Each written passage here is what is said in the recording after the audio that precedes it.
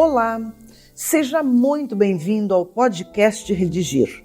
Aqui, Gislaine Buozzi, escritora e professora de redação. No episódio de hoje, falo em especial da redação do CNU, Concurso Público Nacional Unificado, já conhecido como o Enem dos concursos. Abordo reincidência de crimes ambientais, tema, sem dúvida, potencial à redação do CNU. Deixa-me primeiro dizer que vou dividir esse episódio em 2 blocos. No primeiro, faço algumas considerações sobre a redação do CNU. Quero dar a vocês um norte a respeito dos critérios de avaliação. No segundo bloco, apresento o tema, a tese e os argumentos no entorno da reincidência de crimes ambientais. E, desde já, faço questão de dizer que o meio ambiente é protegido constitucionalmente.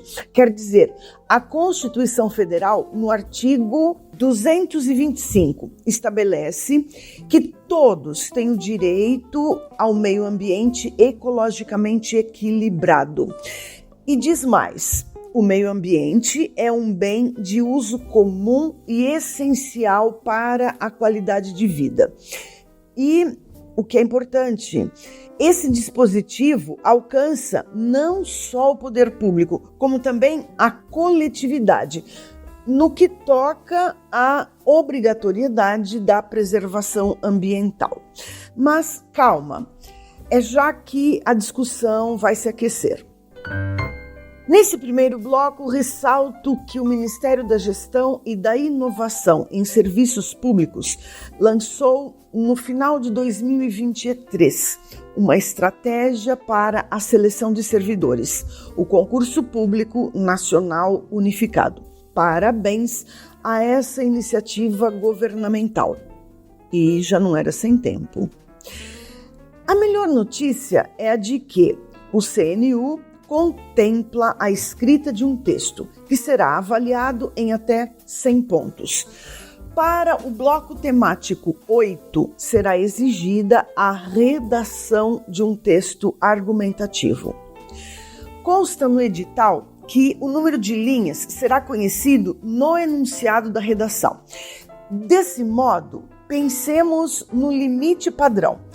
Um texto de 20 a 30 linhas, 4 parágrafos. Um parágrafo para a introdução, 2 para o desenvolvimento e 1 para a conclusão. Recolhi para vocês do edital do CNU os 5 critérios de avaliação do texto, quais sejam adequação ao tema, atendimento ao tipo, mecanismos de coesão, seleção e organização de argumentos e domínio da norma culta. No primeiro critério, adequação ao tema, o candidato deve tomar todo o cuidado para não fugir nem tangenciar o tema.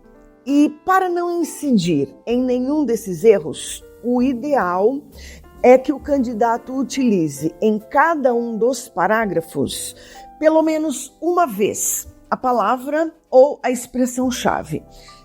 Por sua vez, para não cometer repetições, ele deve empregar palavras ou expressões sinônimas. Rapidamente, é importante frisar a diferença entre fugir e tangenciar o tema.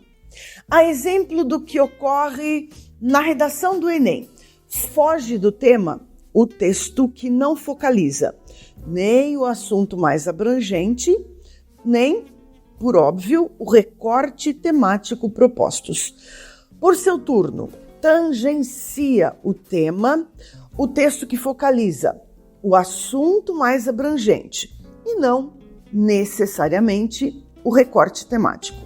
E, atenção, a fuga ao tema é motivo que leva a redação à nota 0. Na tangência, o candidato é prejudicado no item adequação ao tema. Os demais critérios são avaliados. No segundo critério, atendimento ao tipo. Será proposta ao candidato a redação de um texto argumentativo, que, como sabemos, há de ser um texto híbrido, quer dizer, misturado. Deve haver trechos informativos, por exemplo, retomadas históricas, nomes, estatísticas, a partir dos quais se fará a argumentação propriamente dita. As informações fundamentam, sustentam a argumentação. Mas, cuidado, o texto pronto deverá ser predominantemente argumentativo. No terceiro critério, mecanismos de coesão. Aqui é posta à prova a habilidade do candidato em manejar corretamente os recursos coesivos, quais sejam as conjunções, os pronomes, as preposições. E quando se fala em coesão, é muito comum o candidato pensar que, se houver uma conjunção ou uma locução conjuntiva no início do segundo, do terceiro e do quarto parágrafos, esteja tudo resolvido. Não.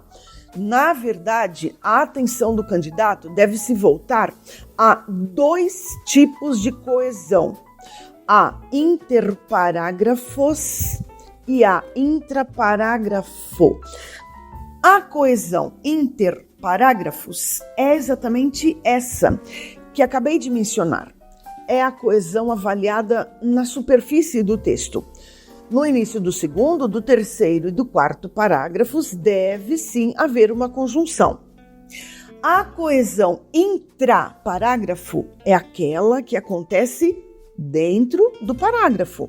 Percebam, não se trata aqui de uma verificação de superfície, e sim de mergulho, de leitura atenta do parágrafo. Verifica-se, desse modo, o emprego correto de conectores entre as palavras e entre os períodos que compõem o parágrafo. Nesse mesmo critério, confere-se ainda a capacidade do candidato em escrever sem incidir em repetições. Outro detalhe, muitíssimo importante, não se deve construir parágrafos de uma só frase. Quando isso acontece, o parágrafo torna-se labiríntico, ou seja, a ideia principal vai se perdendo, vai ficando esquecida em meio a tantas intercalações. No quarto critério, o corretor avalia a capacidade do dissertador em selecionar, organizar e relacionar argumentos pertinentes ao tema. Esse critério é bem complexo, mas vai ficar fácil. Quando se fala em selecionar e relacionar, fala-se na escolha de repertórios, argumentos, causas, consequências, exemplificações, citações, obviamente, bem conectadas, bem relacionadas, quer dizer, pertinentes ao tema. Quando se fala em organizar, fala-se da harmonia do corpo do texto, começo, meio e fim. Tenho uma estrutura para sugerir a vocês. No primeiro parágrafo, apresentem o tema, antecipem pelo menos 2 argumentos e escrevam a tese. Tese é o mesmo que ponto de vista, opinião daquele que escreve. O parágrafo introdutório funciona como o projeto do texto. No segundo e no terceiro parágrafos, desenvolvam, explorem os argumentos lançados na introdução. No último parágrafo, obviamente, finalizem o texto. Cabem aqui, por exemplo, a reafirmação da tese e a retomada bem sintética das principais ideias do texto. Cabem até mesmo apontamentos que solucionem eventuais problemas então discutidos, enfrentados ao longo do texto. No quinto critério, domínio da modalidade escrita formal. As aulas de gramática devem vir à tona. São avaliadas a ortografia, a morfologia, a sintaxe de concordâncias, de regências, além da escolha de palavras formais. Palavras que se contrapõem aos coloquialismos, às gírias e aos cacoetes da linguagem. Pessoal, olha só. Quando falo da escrita formal, não entenda que se deva empregar palavras difíceis. Não, definitivamente não. O emprego de palavras difíceis, ao contrário do que possa parecer, significa anacronismo, significa escrita prolixa, empoeirada. A escrita, ainda que formal, não pode fugir do universo vocabular do leitor a que ela se destina. O escritor não pode obrigar o leitor a consultar o dicionário a cada linha que lê. Até porque isso não vai acontecer. Com palavras simples, é possível encadear períodos elegantes.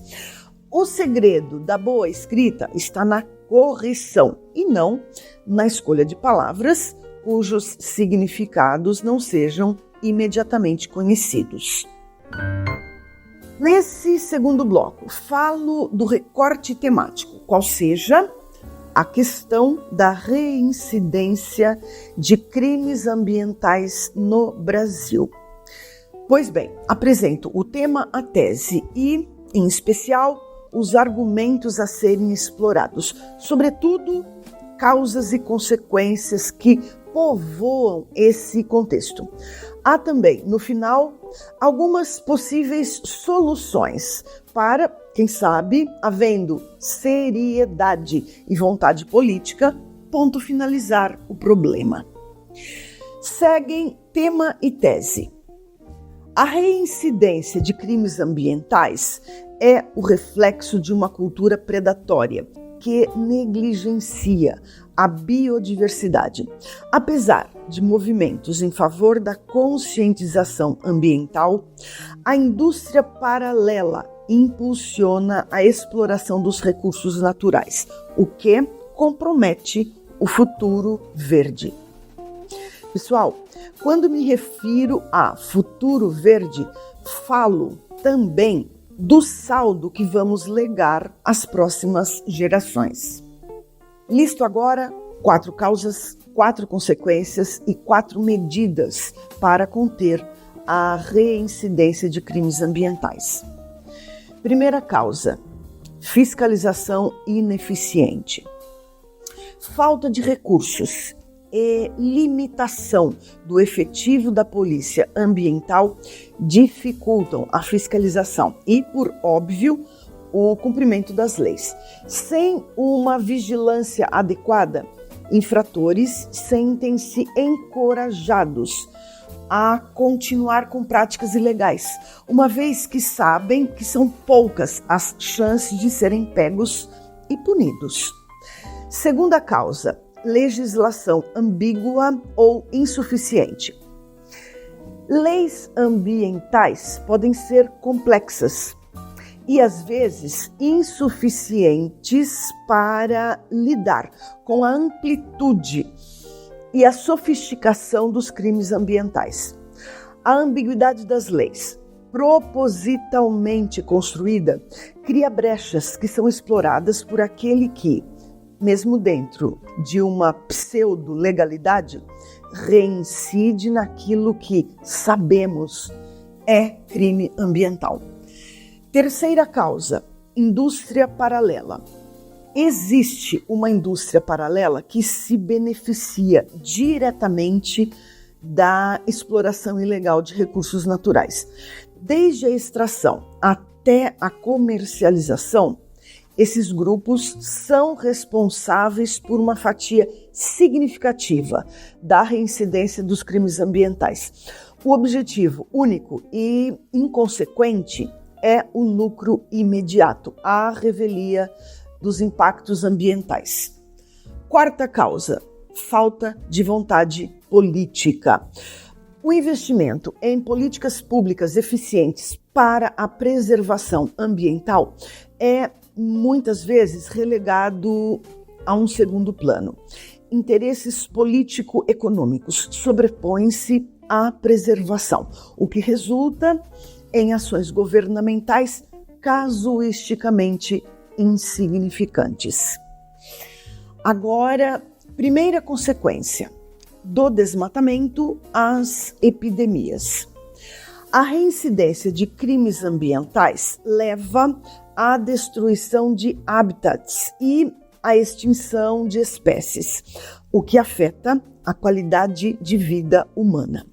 Já está cientificamente comprovado este encadeamento: desmatamento, desequilíbrio ecológico, migração de espécies, contato humano-animal, transmissão de doenças animais, surto de doenças, epidemias e mortes. Segunda consequência das alterações climáticas, as inundações. A exploração predatória dos recursos naturais contribui, sim, para as mudanças climáticas. Outro encadeamento cientificamente comprovado é este: desmatamento, perda do habitat, alterações climáticas, desequilíbrio ecológico, mudanças nos padrões de chuva, aumento de eventos extremos, inundações, desmoronamentos e mortes. Terceira consequência: erosão cultural. Povos indígenas e comunidades tradicionais que dependem do meio ambiente para a sobrevivência cultural e também material são diretamente afetados, uma vez que perdem seu modo de vida e até mesmo, por vezes, a vida por conta dos conflitos, por exemplo, para a justa demarcação de terras indígenas. E esse assunto remonta, ao descobrimento. Quarta consequência: economia predatória e garimpo ilegal. A economia predatória refere-se a um modelo de desenvolvimento econômico que se baseia na exploração excessiva e insustentável dos recursos naturais. Na Amazônia Legal, esse modelo é representado também pelo garimpo ilegal de ouro e pela extração de pedras preciosas, atividades que provocam o desmatamento e a poluição dos rios. Nem é preciso dizer que grandes joalherias espalhadas no mundo todo se sustentam por meio do garimpo ilegal. Agora, medidas para conter a reincidência de crimes ambientais. Primeira medida: educação ambiental. Implementar programas de educação ambiental nas escolas e nas comunidades para promover a conscientização sobre a importância da preservação ambiental, sem dúvida, é percurso seguro. Quem vier após nós há de ter consciência de que o meio ambiente é um recurso finito. Segunda medida: reforço na fiscalização. A inteligência artificial, olha só, tem potencial para atuar eficientemente na contenção de crimes ambientais, por meio do monitoramento via satélite, para não só detectar em tempo recorde, por exemplo, o desflorestamento ilegal, como também analisar dados para identificar padrões suspeitos de poluição industrial. Terceira medida: endurecimento das penalidades. É preciso não só regulamentar, preencher as lacunas da legislação quanto à tipificação dos crimes ambientais, como também garantir, com penas mais severas, que o custo da violação da lei seja, de fato, significativo aos bolsos, ou melhor, aos cofres dos criminosos. Quarta E última medida: incentivos econômicos. É essencial que se promovam incentivos econômicos para práticas sustentáveis, como benefícios fiscais e financiamentos com juros mais baixos para empresas que adotem medidas de proteção ambiental em seus processos produtivos.